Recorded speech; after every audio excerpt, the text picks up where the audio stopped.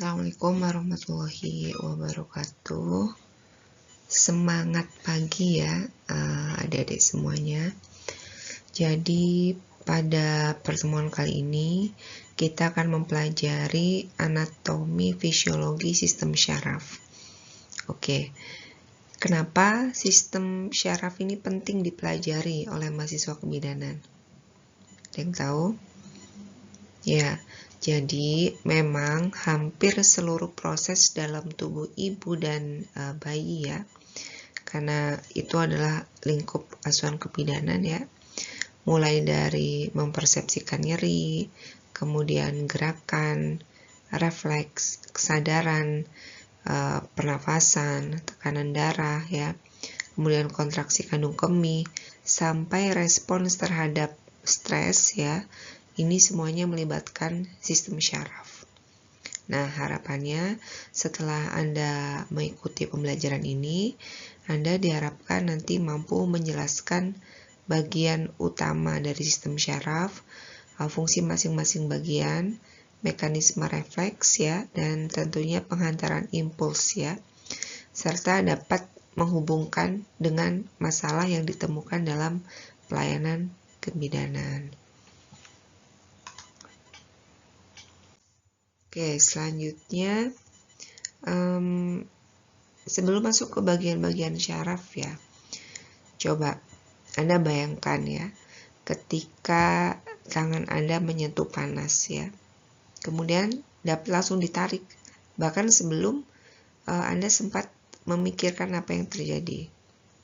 Nah, ya, jadi hal tersebut menunjukkan bahwa sistem syaraf ini mampu menerima rangsangan, kemudian mampu mengolah informasi, kemudian menghasilkan respons ya, dan dalam waktu yang sangat cepat gitu ya. Nah, secara umum sistem syaraf ini mempunyai 3 fungsi utama ya. Jadi yang pertama adalah menerima informasi sensorik, kemudian kedua mengolah atau mengintegrasikan informasi, dan yang ketiga menghasilkan respons motorik atau respons organ ya dari rangsangan tadi. Itu ya, dan ini untuk anatominya ya, berkaitan dengan sistem syaraf manusia. Nanti bisa dibaca ya terkait ini. Selanjutnya untuk sistem syaraf pusat di sini terdiri atas otak ya, dan medula spinalis. Nah, atau ini disebut juga dengan sumsum tulang belakang. Jadi otak di sini berperan sebagai pusat pengendali utama ya, dan di otak juga ya, ini mengatur proses kognitif, persepsi sensorik, gerakan ya, emosi, memori, dan banyak fungsi tubuh lainnya. Kemudian terkait medula spinalis di sini ya, ini menjadi jalur komunikasi antara otak dan bagian tubuh. Jadi dia sebagai penghubung ya dari otak ke organ yang dituju. Nah, kemudian informasi sensorik dari tubuh ini ya dibawa menuju otak, sedangkan perintah motorik dari otak dibawa menuju otot dan organ ya. Kemudian untuk sistem syaraf pusat juga mengatur fungsi vital ya. Contohnya berkaitan dengan ini, pernafasan, kemudian denyut jantung, tekanan darah gitu ya. Dan saat orang berlari ya, misalnya otak tidak hanya mengatur pergerakan kaki saja, tapi juga ini secara bersamaan dia dapat menyesuaikan keseimbangan tubuhnya, denyut jantungnya, pernafasannya, dan juga tonus ototnya. Itu ya, ini kinerja dari sistem syaraf pusat. Selanjutnya berkaitan dengan bagian utama otak ya. Jadi silakan dilihat di gambar di sini ya, bahwa gambar terkait fungsi bagian utama otak. Yang pertama adalah cerebrum ya, disebut juga dengan otak besar. Bagian ini berperan penting dalam hal berpikir, mengingat ya, berbicara dan mengendalikan gerak sadar. Juga ini berfungsi untuk menerima sensasi ya. Kemudian yang kedua adalah ini cerebellum atau otak kecil. Dia berperan dalam keseimbangan, koordinasi gerakan serta postur tubuh. Dan yang ketiga pons ya, atau batang otak. Ini merupakan bagian otak yang menjadi penghubung ya antar bagian. Pons juga di sini nanti berperan dalam sistem pernapasan dan beberapa fungsi syaraf kranial ya yang ada di otak. Kemudian keempat ada medulla oblongata ya. Jadi ini mengatur fungsi vital seperti pernafasan, denyut jantung, tekanan darah ya. Dan yang tidak kalah penting adalah medulla spinalis atau spinal cord ya. Ini membawa impuls antara otak dan tubuh serta menjadi pusat berbagai refleks ya. Ini dia menjadi pusat berbagai refleks. Nah, untuk bagian dari cerebrum ya, di sini terdiri dari dua lobus ya. Yang pertama lobus frontal ya, ingat frontal bagian depan, dan lobus parietal atau tepi. Ini yang warnanya kuning ya. Ini untuk fungsinya nanti bisa dibaca ya. Oke. Selanjutnya terkait masih bagian cerebrum juga ya. Jadi tadi ada lobus frontalis, lobus parietalis, ada juga lobus temporalis ini ya. Dan yang terakhir ada lobus occipital di bagian belakang. Ya. Ini terkait fungsi-fungsinya ya. Jadi dalam kebidanan sendiri ya, ini berkaitan dengan fungsi dari lobus occipitalis.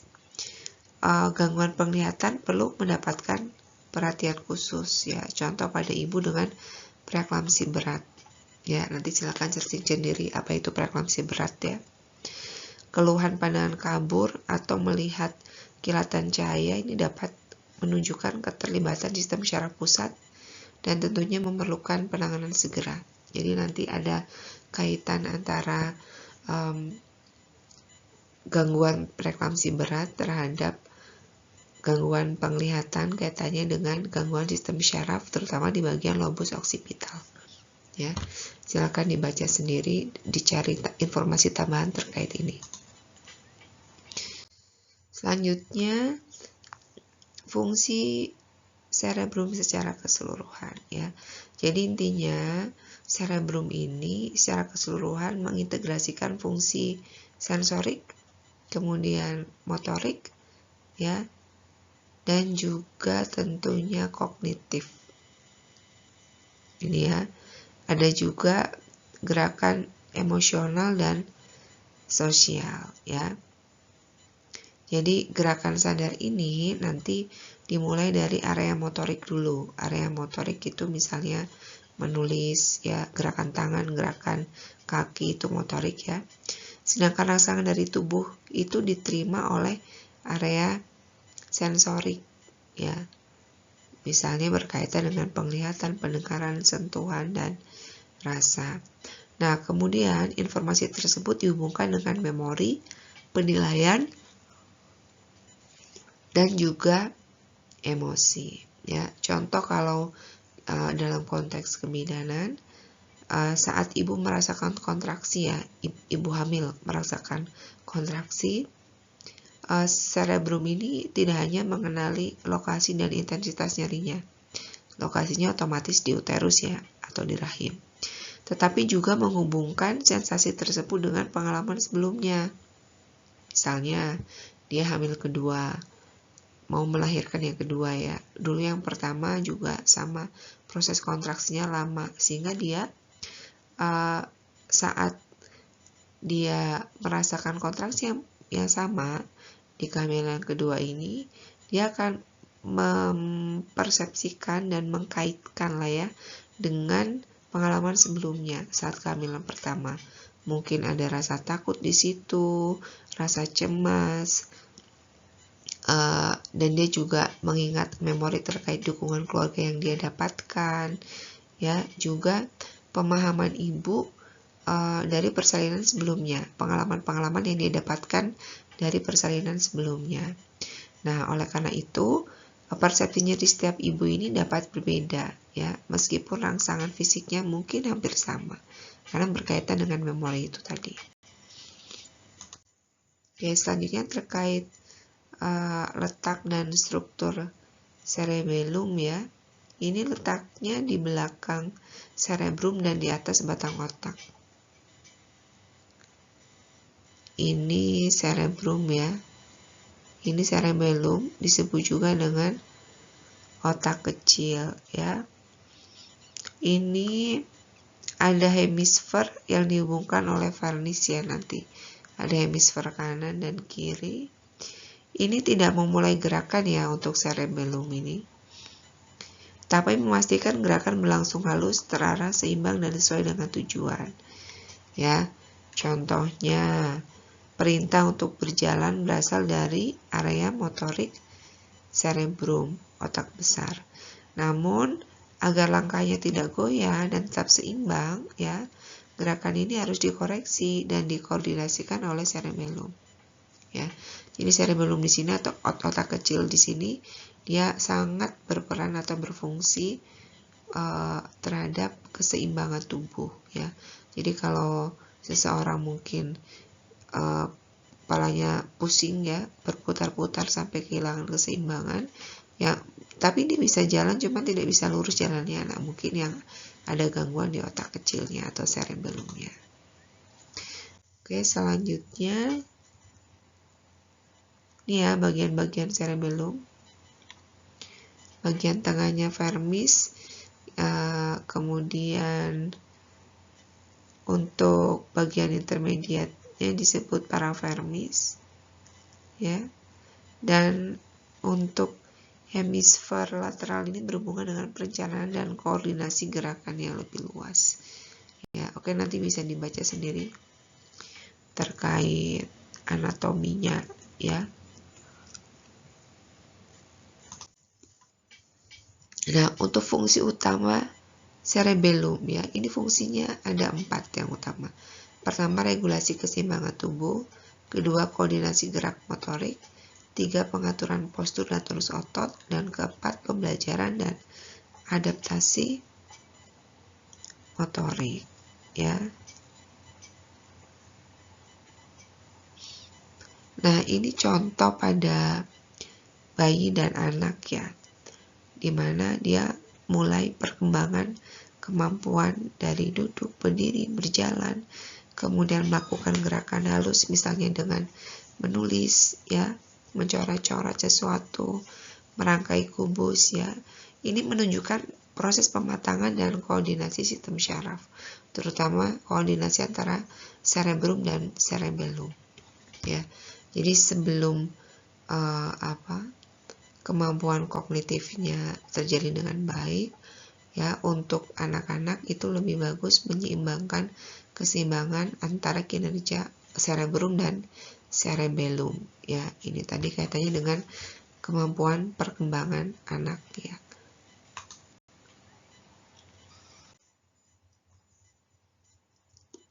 Nah, untuk gangguan pada cerebellum, ya, jadi kerusakan cerebellum ini dapat menimbulkan ataksia, ini, ya. Pengertiannya, gerakan tidak terkoordinasi, tubuhnya tampak goyah. Kemudian terkait dysdiadochokinesia, ya. Nah, ini kesulitan untuk melakukan gerakan berulang yang cepat, ya. Contohnya membuka, menutup telapak tangan dengan cepat. Ini juga bagian dari keseimbangan otak ya, koordinasi syaraf gitu ya.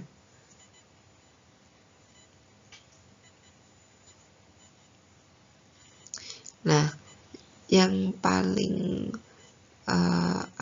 perlu diingat bahwa gangguan pada cerebellum ini dapat tadi ya mengakibatkan terjadinya gangguan keseimbangan sehingga akan sulit berdiri atau berjalan lurus. Tadi sudah saya jelaskan ya.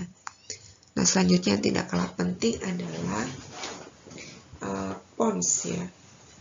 Yang tidak kalah penting bagian dari batang otak ya disebut dengan pons ya. Nah, untuk pons ini letaknya di atas medula oblongata ini ya, di bawah mesencephalon ya, otak tengah ini ya, otak tengah ya ini.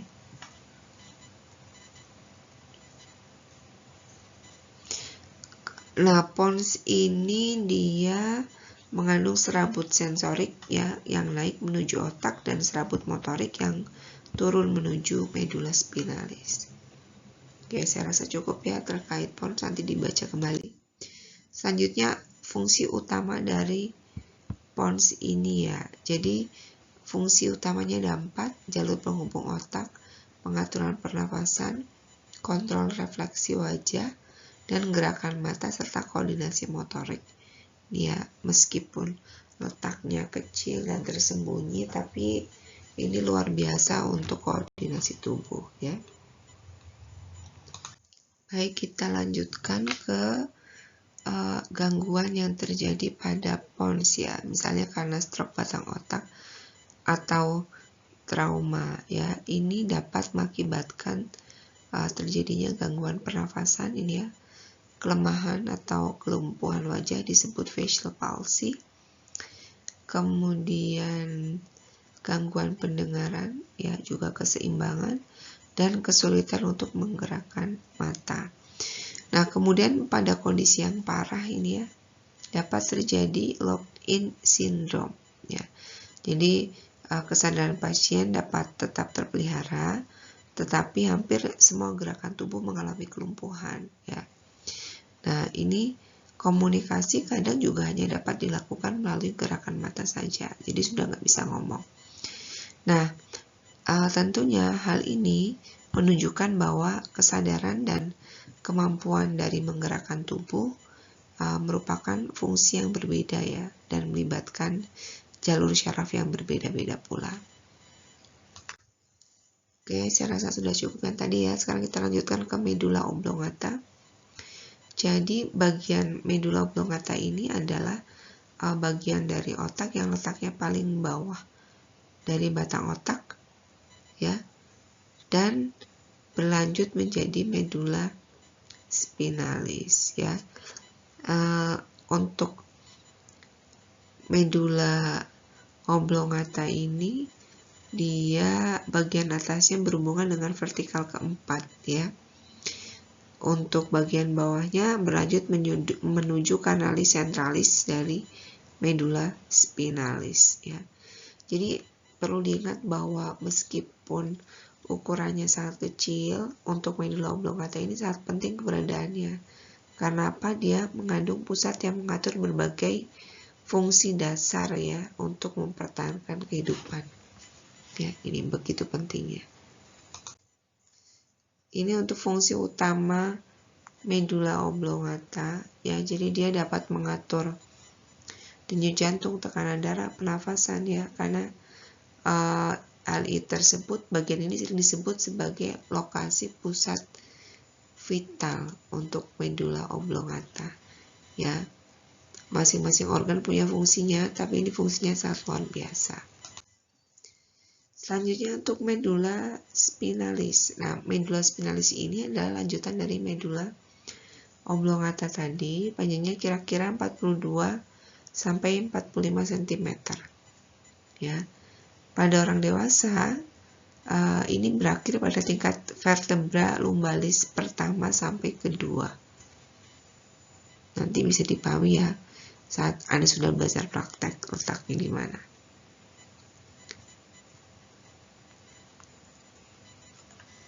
Oke. Selanjutnya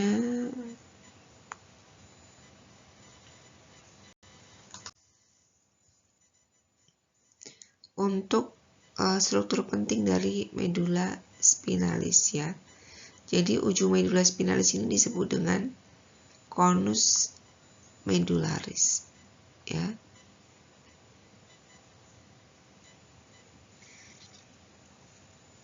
Nah, ini terkait penjelasan ini dibaca sendiri ya, di bawahnya terdapat apa, akarnya di mana dan lain sebagainya, nanti dibaca lagi, oke.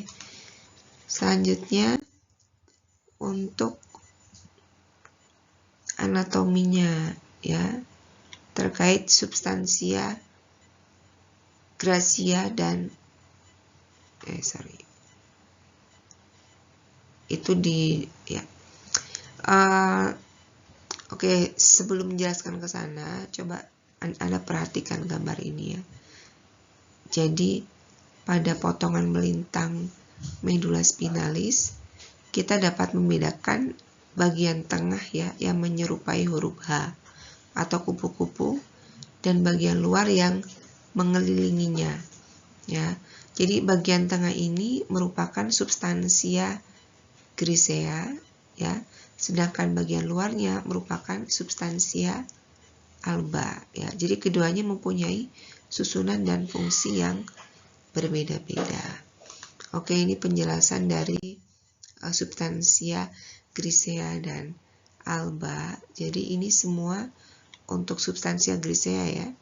Dia banyak mengandung badan dari sel syaraf itu sendiri ya. Sel neuron, dendrit, dan sinaps. Nah, oleh karena itu bagian ini terutama menjadi tempat pengolahan informasi. Nah, kalau substansia alba, dia banyak mengandung akson bermielin, ya, yang nanti akan membentuk jalur naik dan jalur turun.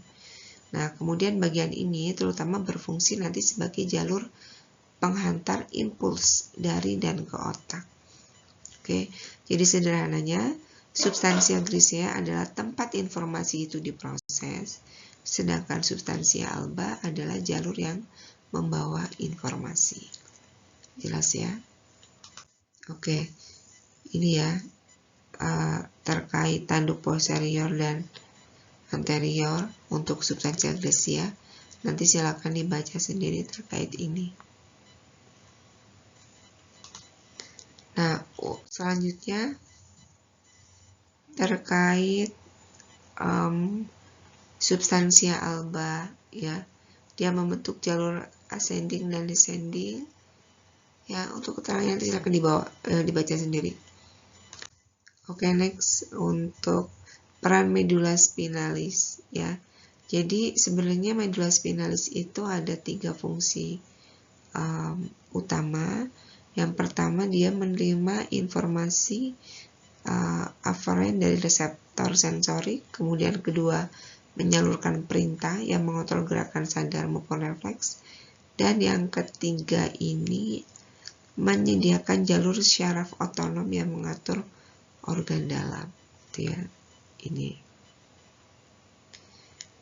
Nah, sebegitu pentingnya peran medula spinalis, maka apabila terjadi cedera di medula spinalis, ini dapat mempengaruhi sensasi, ya, kemudian gerakan, fungsi kandung kemih, fungsi usus, tekanan darah, dan fungsi seksual, ya.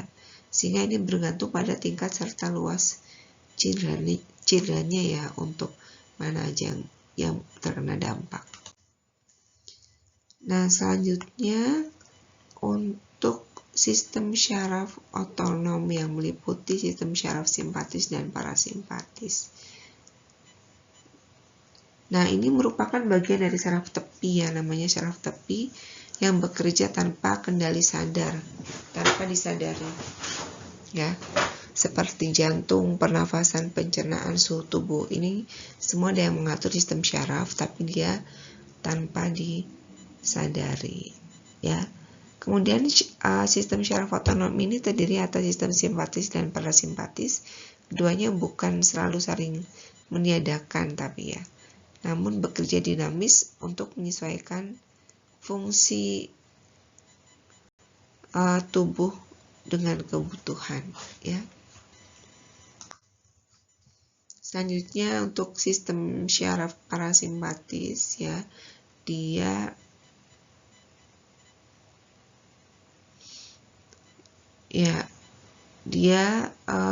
dikenal sebagai dengan istilah rest and digest ya, istirahat dan mencerna. Nah, sistem ini tuh dominan ketika tubuh berada dalam kondisi tenang ya. Jadi bukan tidur, tapi tenang. Serabutnya berasal dari syaraf kranial tertentu dan segmen sakral S2 sampai S4. Nah, ini harusnya Anda belajar dulu sistem muskuloskeletal ya sebelum ke syaraf. Tapi nggak apa-apa, udah. Nanti bisa saling melengkapi pembelajarannya. Ini dibaca sendiri ya untuk apa saja yang terpengaruh. Selanjutnya untuk sistem syaraf simpatis fight or flight ya. Dan serabutnya berasal dari segmen thoracolumbial T1 sampai T2 ya.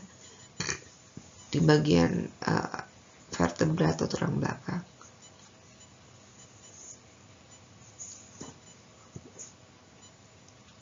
Nah, ini fungsinya dia mempersiapkan tubuh menghadapi kondisi darurat atau stres ya. Jadi nanti dia akan beradaptasi sesuai dengan stimulus itu. Selanjutnya kita belajar mengenai perbedaan saraf simpatis dan parasimpatis ya. Oke, ini untuk asalnya. Ini untuk respon simpatis ya, dia fight or flight ya. Selanjutnya respon parasimpatis dia rest atau digest ya.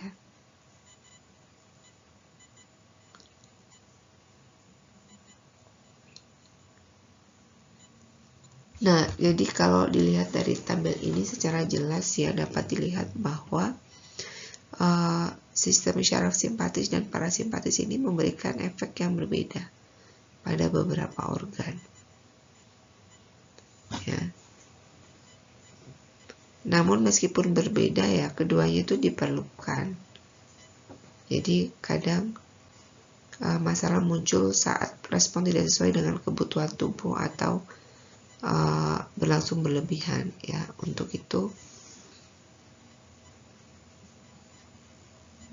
perlu dipantau terus gitu ya. Selanjutnya, ini masih sama ya, gambar kerja pada organ ya terkait perbedaan syaraf simpatis dan parasimpatis.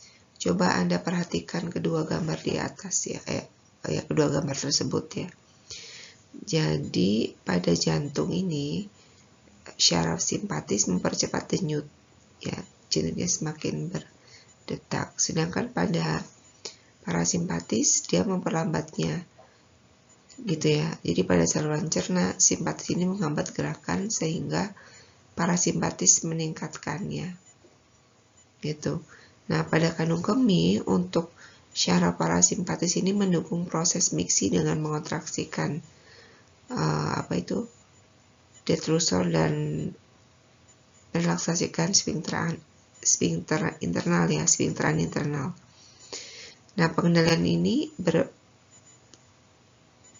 ya. Untuk pengendalian berkemih yang saya contohkan itu tetap melibatkan koordinasi kompleks antara sistem otonom, somatik, medula spinalis dan otak ya, tetap.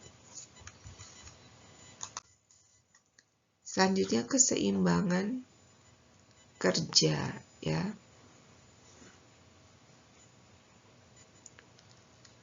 Jadi untuk kondisi normal sistem simpatis dan parasimpatis ini terus berkembang pada saat tertentu sehingga aktivitas dasar ini disebut dengan autonomic tone ya.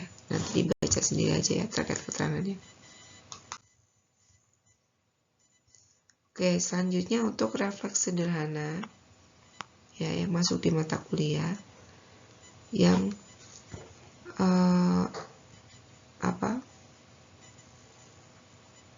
merupakan respon cepat ya dan otomatis terhadap suatu rangsangan. Ini untuk refleks sederhana. Ini contoh, nanti silakan Anda pelajari ya. Ini yang harus Anda lakukan nanti saja di bidan ya. Karena untuk mengetahui syarafnya berfungsi atau tidak ya harus dites, harus diuji ya. Nah, salah satunya adalah pemeriksaan refleks patella pada bayi baru lahir. Ya, itu wajib. Ini alasannya barusan sudah saya jelasin. Selanjutnya, untuk refleks kompleks tersendiri, ini refleks kompleks ya, atau disebut polisinaptik.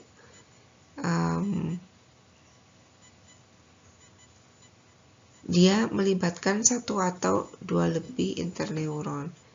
Ya, kemudian responsnya juga dapat mengaktifkan beberapa kelompok otot sekaligus ya.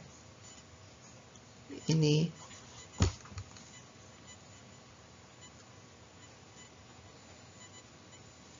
selanjutnya untuk cara sinaps bekerja. Ya, ini. In the last module, we took first steps towards understanding the electrical properties of individual neurons. We learned how electrical forces and diffusion give rise to membrane potentials, and we learned how cells can generate and propagate signals called action potentials, or spikes, along the membrane. Understanding the properties of the neuronal membrane is essential, but understanding just these properties isn't sufficient to give us insight into collective behavior of the billions of connected neurons in our brains. Luckily for us, we can approach neuroscience at many different scales and levels of analysis, and we don't have to confront the full complexity of everything all at once. That's what we'll be exploring throughout the rest of this course as we slowly go from our understanding of single molecules, such as ion channels, to the electrical behavior of neurons, to their collective behavior in small circuits, and finally onto how they become organized in large functional regions of the brain. Let's start simple though. Since we've examined one neuron, a logical next question is how do two neurons connect with one another? We'll first examine some basic cellular anatomy of neurons. So far, we haven't made too much of the fact that the majority of neurons are polarized cells. That is, they have one portion of the cell for receiving inputs and another portion for sending outputs. The parts of the cells that are specialized for receiving inputs from other cells are called dendrites. The word dendrite comes from the Greek word dendron, meaning tree. And as you can see, the dendrites have a branching, tree-like structure. A signal received by a dendrite is passed to the cell body. If there is sufficient depolarization of the cell body membrane to initiate an action potential, then an action potential is sent down the axon. The axon then carries the propagating action potential to another neuron. So what actually happens at the boundary between two neurons, between the axon of one neuron and the dendrite of another? This interface is called a synapse. There are two general types of synapses: electrical synapses and chemical synapses. Electrical synapses are less common in our own nervous systems, but they're simpler to think about, so let's start with them. Electrical synapses are basically pores between two cells that allow ions to pass through. They allow the passage of the electrical signal through to a neighboring cell without much fuss. It's not so different than just combining two cells into one larger cell. There are lots of reasons that nature might need synapses like this from time to time. They're fast and they allow cells to couple together with a high degree of synchronicity. But most neurons are connected together by a much more complicated structure called a chemical synapse. In a chemical synapse, rather than simply passing along an electrical signal from one cell to another, the action potential travels to the end of the axon and causes a chemical to be released released into a very small space between the two neurons called the synaptic cleft. This chemical is taken up by the downstream neuron on the other side of the cleft. This chemical signal can cause the downstream neuron to depolarize its membrane, converting the chemical signal back into an electrical one. Or it can have other effects on the cell. This chemical step is slower than transmission across an electrical synapse, but it opens up an enormously diverse repertoire of different and more complex kinds of signaling. And synaptic function plays a critical role in computations performed by neurons. We'll spend the rest of this unit exploring the inner workings of chemical synapses, on our way to beginning to look at how networks of interconnected neurons give rise to behavior. We'll also look at the role of defective synaptic physiology in neurological and psychiatric disorders, and we'll see how synapses can be targeted by various psychoactive drugs and poisons. Finally, we'll wrap up by looking at how synapses can change over time in response to external stimuli, playing a foundational role in how we learn and remember.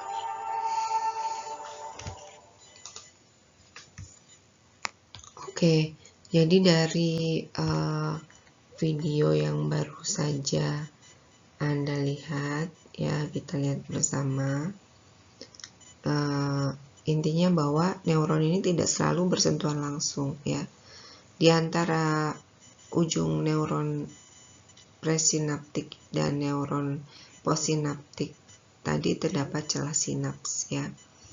Nah, ketika impuls ini mencapai ujung akson, kanal kalsium tadi terbuka.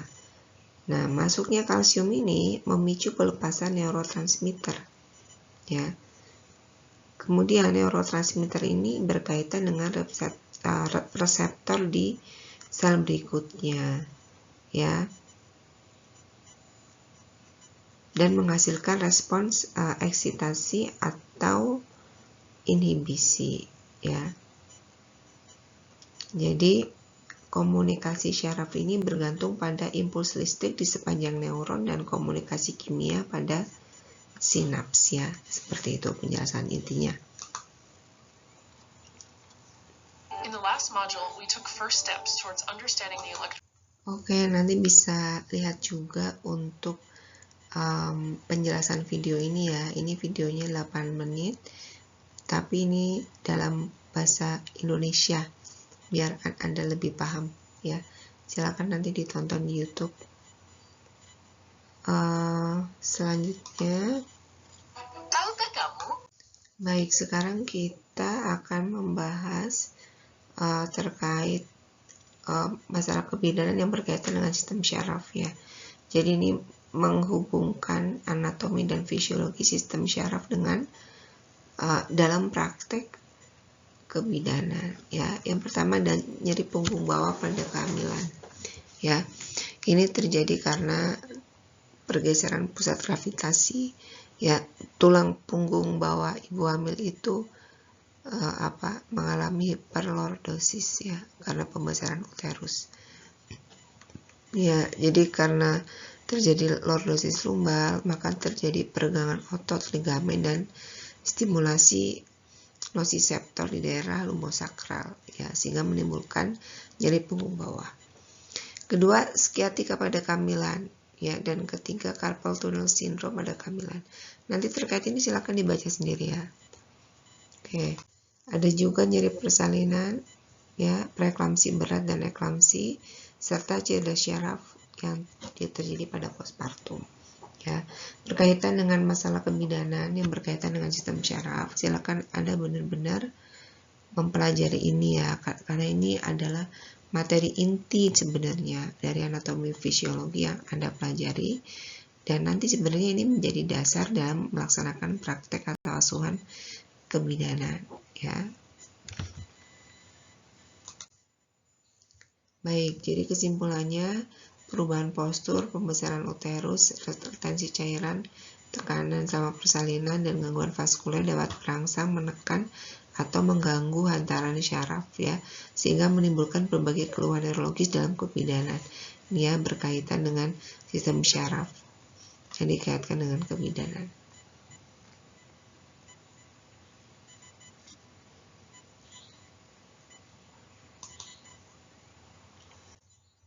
Baik, saya rasa itu saja yang bisa saya sampaikan. Setelah ini, Anda silakan untuk menyelesaikan materinya kembali dari awal, dan Anda diberikan untuk mengerjakan kuis ya setelah mengikuti mata kuliah ini. Dan untuk video tadi silakan bisa disimak di link YouTube yang saya sematkan di Google Class ya. Terima kasih, saya akhiri, wabillahi taufiq wal hidayah. Wassalamualaikum warahmatullahi wabarakatuh.